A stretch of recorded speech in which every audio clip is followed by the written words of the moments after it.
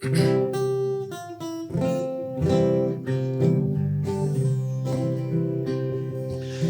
there, brother Bluebell, play me a tune today.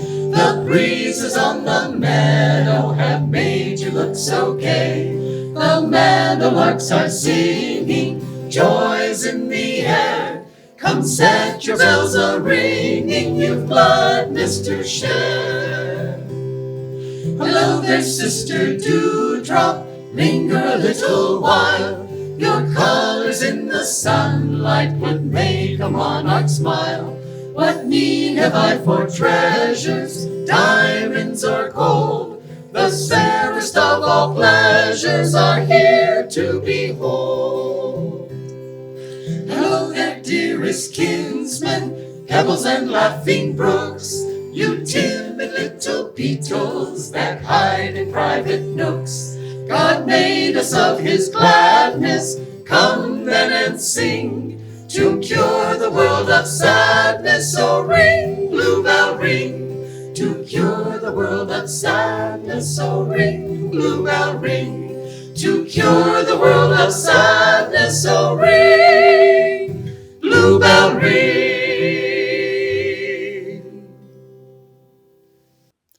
I'm going to read from Rays of the One Light, weekly commentaries on the Bible and the Bhagavad Gita, written by Swami Kriya-yoga, based on the teachings of Paramhansa Yogananda. This week's reading is titled The Inner Kingdom. Truth is one and eternal. Realize oneness with it in your deathless self within. Most people imagine that the inner kingdom, as Jesus described it, lacks the fascination they attribute to sense life. The bright lights, the diverse attractions, the joys and laughter. Little do they realize what a vast universe exists in their own selves. There are many passages in the Old and New Testaments of the Bible that describe aspects of this inner kingdom. In the book of Genesis we read, "And the Lord God planted a garden eastward in Eden, and the tree of life also in the midst of the garden, and the tree of knowledge of good and evil." This garden was no earthly place. It exists even now in the very self of every human being. The legend of Adam and Eve is allegorical, describes how the first human beings dissipated their spiritual energy centered in the spine. The spine is the channel through which flows the river of baptism and of spiritual life. The Bhagavad Gita tells us, "The wise speak of an eternal Ashvata tree with its roots above and its branches below." The tree of life spoken of also in Genesis is the spine. Its roots are above in the brain's energy. Its branches are the outward spreading nervous system.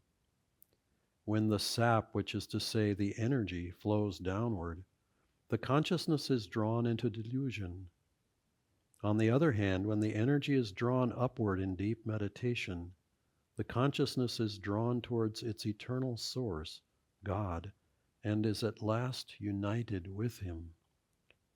Krishna in the Bhagavad Gita therefore urges his chief disciple Arjuna to embrace the yoga science, the path of meditation.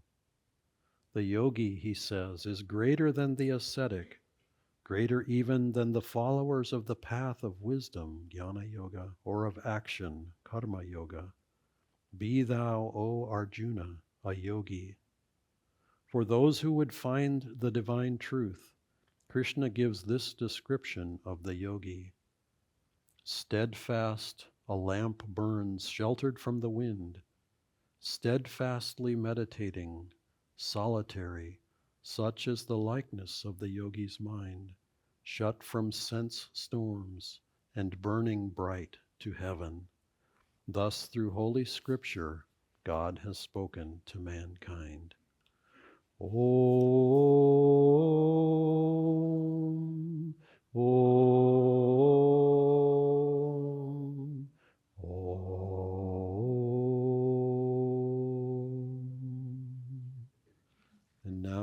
like to welcome Puru. For those who were here yesterday to hear his workshop, to be part of his workshop, Joseph Selby, author of a number of books that you probably would have noticed on your way in the foyer, will speak to us today. And I'll just interject that it has been my privilege to know and be friends with him for quite a few decades. We were together in around the same time in the early 1990s that Ananda Sacramento community was being founded, and before this church had been purchased, we were together in Seattle doing the same thing up there. And we had many great adventures and have had a nice, lovely, long friendship. And it's a joy to welcome here and have him here this weekend and today especially. So welcome.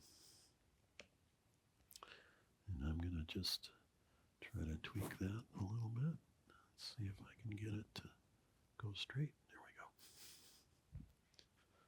go. Good morning, everyone. Trade some dots. Pleasure to be here. Years ago, I read a book, science fiction book, and it had a story in it that I found sort of interesting, and I have for years been trying to figure out a way to wedge it into a class or into a Sunday service talk, and I finally figured out how to do it. So you're my test case. So the story is that in this science fiction world, there were a sort of class of people who had psychic abilities, and they were very influential in this planet. And they would every year have what we would call today a jobs fair. And all these people who wanted to have a career as a psychic would come to the job fair. And it was in this big hall. And in various places in the hall, there were booths that would be manned by people who were in the Psi Corps, the psychic corps. And they had these gorgeous uniforms, and they were handsome men and beautiful women who were talking to would-be psychics about a career in the Psi Corps. And there were all the booths with different career possibilities within the Psi Corps. And there was a speaker up on a stage who would periodically extol the virtues of having a career in Psi Corps. And everyone who was interested in a particular avenue within the Psi Corps would be given these really voluminous application forms, and they'd go off and they'd be sitting there writing in, their whole life history and everything. But unbeknownst to everybody attending, except for the Psi Corps people, it was all basically a sham.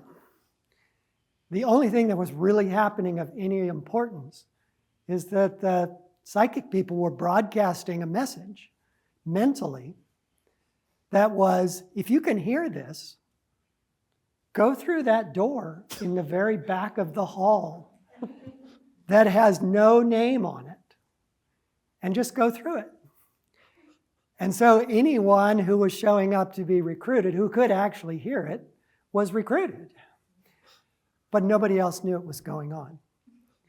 And I've always thought this was a great sort of allegory for the spiritual life, that we hear it, we hear the call, or we don't.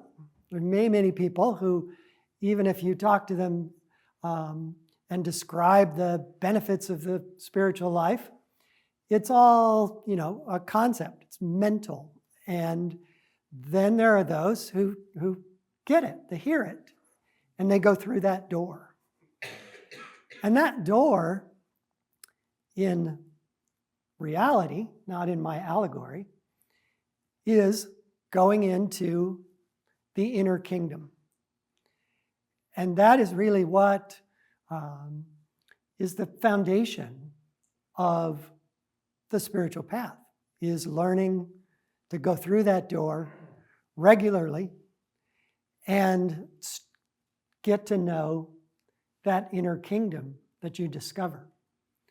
And for many who don't hear the call, it just seems weird. It just that it's the fodder for lots of jokes. About there were all these guys sitting over in the corner chanting. They just don't understand that what is actually going on is people are experiencing a different reality that can only be experienced when you withdraw your sensory awareness from the physical world that the senses reveal to us. And when you learn the various techniques for withdrawing that awareness and going within, you discover there's this amazing reality that is unlike the physical world in almost all respects, but is clearly another reality. It's clearly another realm that you can explore.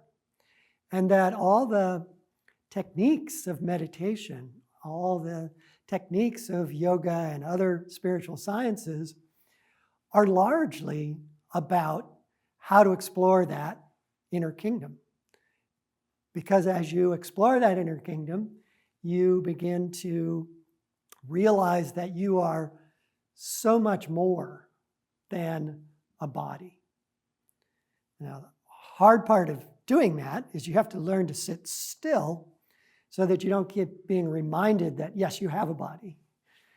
Or, you flinch or your foot goes to sleep or whatever it is, that you keep being reminded that you do have this physical body. So much of the process of exploring the inner kingdom are learning these techniques that take you beyond awareness of the physical body. It takes discipline, it takes time. I've been meditating for over 50 years, and that body still reminds me that it's there. But you do get better and better at having what I think of as longer and longer periods where you aren't reminded. And the longer the period is where you're not reminded of your physical self, the deeper you can go into your higher self, into the reality of your soul. And really, a spiritual life is this kind of two worlds. Yogananda, in his interpretation of the Bhagavad Gita, just talks about it's almost like we have a secret life that nobody else knows about. Others know that we have a secret life, but they don't know our secret life, right? Only we can really know what it is. And even if you try to explain it to somebody else, you can tell they're not really getting the nuances of what you experience. And they share with you, and you probably realize you don't quite understand the nuances of what they're saying because it's not a sensory experience that is usually what we can describe to each other in a common language that we both recognize. It is formless. It's more about feeling than about objects or any kind of intellectual concepts. But it's wonderful. And it's really kind of an inexhaustible kingdom that you can explore more and more deeply all your life. And then, when you come back out of the door and back into the hall, the job fair, careers, forms, if I never have to fill out another form as long as I live, I will be a happy person. We come back into the realities of our daily life and that we need to do. We need to have jobs. We need to take care of the necessities of our lives in order to move forward. But you come back to it with a very different perspective than when you left it, from when you went out the door. When you first come into that jobs fair, you're really thinking getting a career here is going to be important. That this is going to be a key thing in my life that is going to make me happy, give me satisfaction, make me content. And so you fill in those applications diligently, hoping for just the right career for you. If you already have some spiritual bent, you're often thinking, well, what is my destiny? What am I on this earth to do? Am I here to be a healer? Am I here to be a businessman? What is it? But after you spend time in the kingdom, you realize, well, that's the destiny. That is really what we're all destined to do, is go explore that other kingdom. And then when we come back to this world, we realize, it doesn't matter that much what I do. It matters how I do it. It matters that I do it with energy and positivity and creativity and a solution consciousness. And I do it with a spirit of service to others and helping other people. But the specifics of what I do just doesn't matter that much, either to me or in the timeless history of mankind. That it's really about what we can do for that service, not what that service can do for us. Because we're bringing from that other kingdom, from that inner treasure that we encounter through meditation and through going deeper and deeper into that kingdom, we bring that into our daily life. And then we go back through that door at the end of the day or the beginning of the next day, whenever and however we can go in and explore it. And that experience gradually becomes more and more real the more time you can spend in it. And it becomes more and more important because you realize it has a depth that you can't find in the sensory world. And it has a satisfaction that is light years greater than any satisfaction you can achieve through the senses. In my workshop yesterday, I was talking about how you can deliberately cultivate positive emotions, that you don't have to wait for some event that you have uniquely defined for yourself as something that's going to make you happy, and that because you've uniquely defined it, it doesn't come along that often, right? It's got to be just right. Even if it's, a wonderful cake, if it's not got the right ingredient in it, it's not the right cake. We make these definitions very minutely from our own experience of what we like. And we're kind of destining ourselves to not have very many positive experiences because those things just don't come along very often. But once you tap into that happiness inwardly, then you realize you don't have to wait. You don't have to wait for something that you've defined will give you happiness, will trigger a positive emotion. You can deliberately and consciously live in positive emotion. You can live in that joy that you've tapped into while you meditate. You can have, I don't always have, but you can have meditations where you just feel saturated with joy. It's just like brimming through you. And as I go through my day after such a thing, it gradually declines and I need to renew it. And I'm not always able to renew it. I know very few people who are always consistently able to renew it in meditation. It is a challenge to explore that inner kingdom and to tap into those treasures. But the more focus you use while you're doing it, the more often you do it, the more it gives and the more you experience. And then you realize that your secret life is your real life. And that this life that everybody shares and know about is just kind of you put on a costume and you're out on the stage being that person.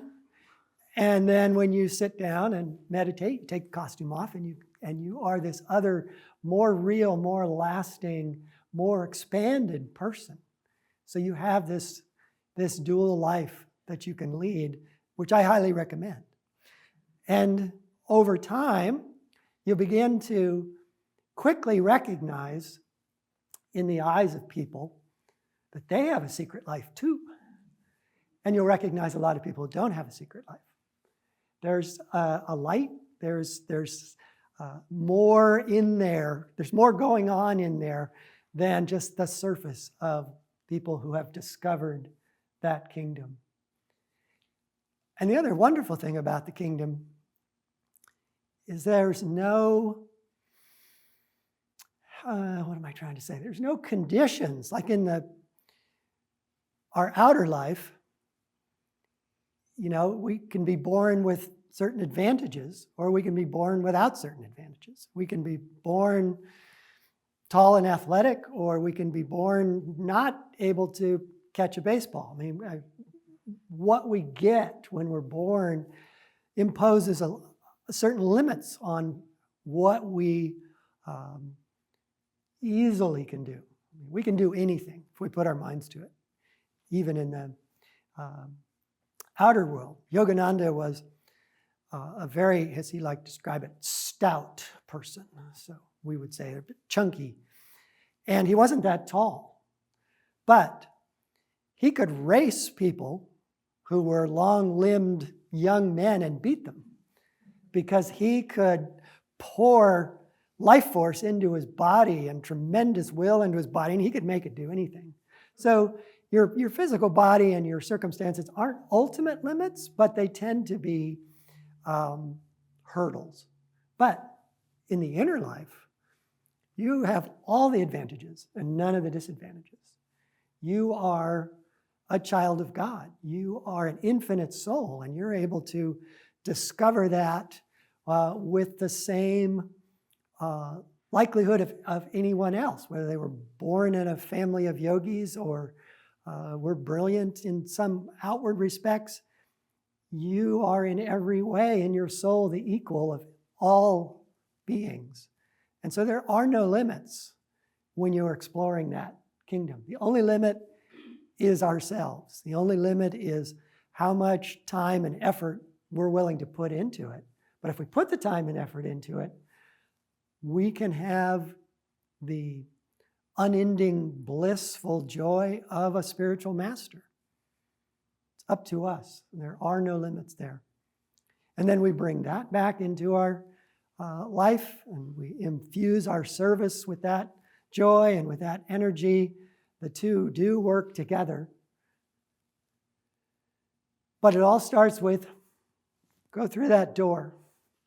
Take the time to go through the door. Spend time in this hidden inner kingdom, and it will make your life wonderful. It'll make you feel wonderful. It's not magic, it's work. It takes time to be able to go deeper and deeper and deeper. But if you do that, you'll realize, wow, you know, I'm happy. I'm happy like most of the time. And in many respects, whatever you used to be unhappy about is still there. You still have the same job. You still have the same people you have to work with. You still have the same, maybe health issues. But you're happy, where before you weren't, because you were only dwelling on those things, hoping to get from them the kind of satisfaction and happiness that you now have from meditation. So explore the kingdom.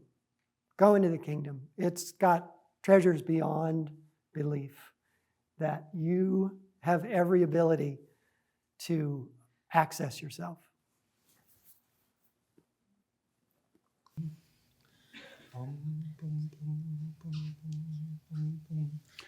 Listen, listen, whispering within your soul, hints of laughter, hints of joy, sweet songs of sadness, of quenchless yearning for the light, for my love, your true home. Long your heart has played the dancer, long you've toyed with nearest shadows of the treasures left behind you, deep in your soul. Long you've plumbed the dark for answers, long you've begged from beggars' empty hands. Gifts of life they too were seeking, gifts none could share. Friend, how long will you wander? Friend, as long as you seek your home in a land where all are strangers, love locks her door. If to the weak is craven, life to the coward leave is dreaming. Oh, my saint, wake up, reclaim the light, seek the truth behind all seeming. Leave to the weak is craven, life to the coward leave is dreaming. Oh, my saint, wake up, reclaim the light, seek the truth behind all seeming. Turn, turn, turn within, in silence of soul, in cave of love, find my abode. Listen, listen,